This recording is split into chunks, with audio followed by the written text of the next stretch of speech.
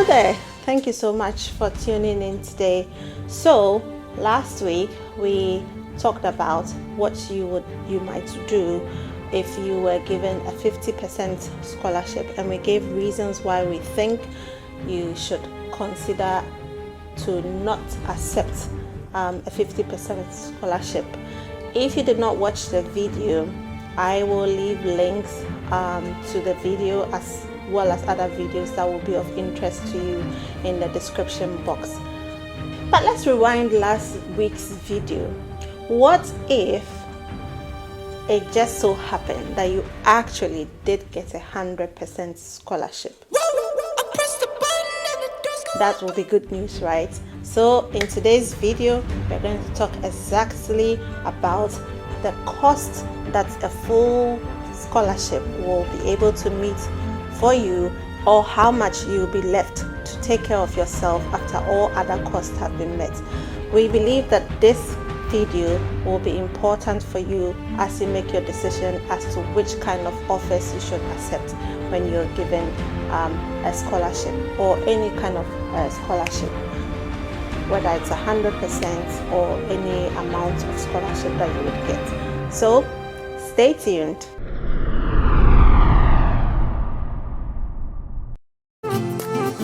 A new place, a new home for a while. Let me feel alive.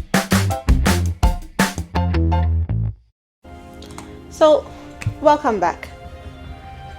If you are coming to study at Cambridge University, as well as any other Russell Group universities or any other universities in the UK, you probably will get the opportunity to study with 100% scholarship. This means that all your costs will be catered for, and this includes your tuition fees being paid, you being given maintenance fee, that is like money for your own upkeep.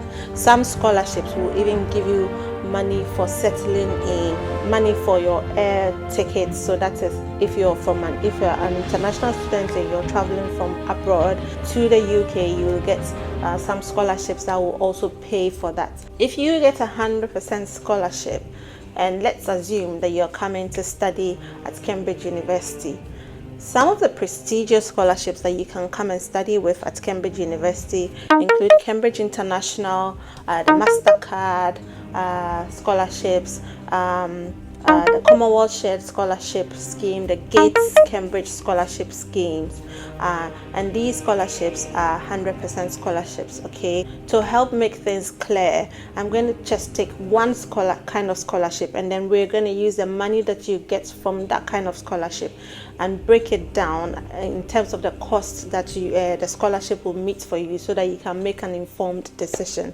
Okay, so use the MasterCard scholarship as an example. Okay, now I have the scholarship letter, an example of a scholarship letter, and I'm going to read it out to you so that you can see for yourself. Okay, on behalf of the University of Cambridge, I'm writing to let you know that you have been selected to receive a prestigious MasterCard Foundation scholarship, details of which are set out on the next page. Congratulations. Value of scholarship. The scholarship will pay 100% of the university composition fee for the tenure of your course at Cambridge University. The university composition fee will be paid directly to your college in annual installments in the length term for each year of your award, as agreed with the university and colleges. Maintenance allowance, living costs. For the duration of your course, you will receive an annual maintenance allowance. In the academic year, your maintenance allowance will be £13,385 for 10 months. The maintenance allowance will be paid by a bank transfer in 3 equal installments in October, January, and April. Inbound travel, visa cost, and the cost of the immigration health surcharge as applicable. The scholarship will cover the cost of an economy class flight into the UK if you are not already residing in the UK at the start of your course, and an economy class flight back to your home country at the end of your course. You must pay for the flights to the UK yourself and provide receipts to the trust for reimbursement. You receive this reimbursement with your first maintenance payment. Dependents. The MasterCard Foundation Scholarship can provide a family allowance, currently up to £10,420 for one child and up to £14,870 for 2 or more children to join you in Cambridge. No funding is provided for a partner. You will need to notify the postgraduate admissions if you have not done so already in order to calculate how much funds is needed to be provided and submit a financial undertaking form. Further information can be found on the postgraduate admissions website.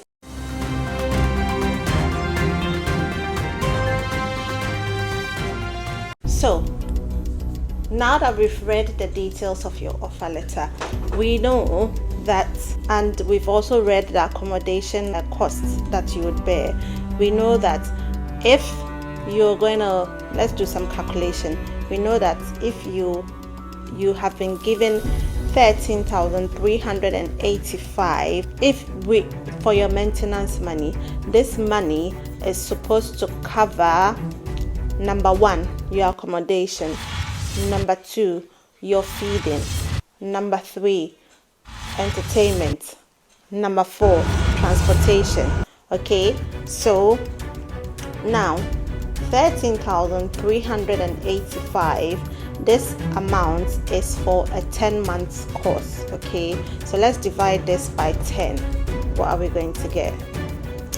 13,385 divided by 10, that gives you 1,338 per month. Okay, so how it works is that your accommodation is paid every quarter, so that is like every 3 months you pay your accommodation bill. Now we know that the least grade, or the smallest bedroom is going for 1,706 pounds per quarter. So what is going to happen is that your scholarship money is going to be paid for you every quarter. It will come by check and to be put in your pigeonhole. Okay, and what happens is that you're going to multiply 1,338 by 3. Okay, what are we going to get if we do that? That is 4,015. So every quarter you're going to get 4,015.5. okay, so that's what you will get. Now what happens is that you have to pay your accommodation for the 3 months immediately. So as soon as you get your check, that's what you do. So you're gonna subtract 2,309.43 pounds. So this is the amount you'll be left with, and so this amount is going to cater for 3 months your feeding, your entertainment, your transportation, and any other needs that you'd probably have. Okay, right, so that's what it's going to do. And now you have 2,309 for 0.43 for 3 months. So let's divide this amount by 3. How much do you have? Let's divide 2,309 divided by 3 months, and you have 769 pounds, 769.6 pounds, and this is the money that you're going to use to cater for every month, to cater for your feeding, for your entertainment, and for any other costs that you would come up with. So maybe if you have any medical bills, or you need to buy some drugs, you need to buy gifts, all those kind of things, you know. So you have this amount, so you have to do very much budgeting, because living in Cambridge or even in any other UK city, 769 per month is not a lot of money. You can easily run out of the money, so you have to bear that in mind. So you can imagine how the cost can rise up if you were to go for a higher grade of accommodation, right? Because the highest grade of accommodation, that is a 3-bedroom house, that is assuming you're coming with your family, is almost over £2,000. How much that's going to take, the chunk that's going to take out of your scholarship money. So you have to bear all that in mind, okay? So I wouldn't advise you to, for instance, come immediately with maybe all your dependents. Perhaps you would want to let them come at a later time, but then you wouldn't also want to do that on a 1-year program, because if you're coming with the idea that your wife will be working, then sometimes it takes time to get a job, because we said in the previous video again that sometimes it can take up to about 6 months for your wife to get a suitable job.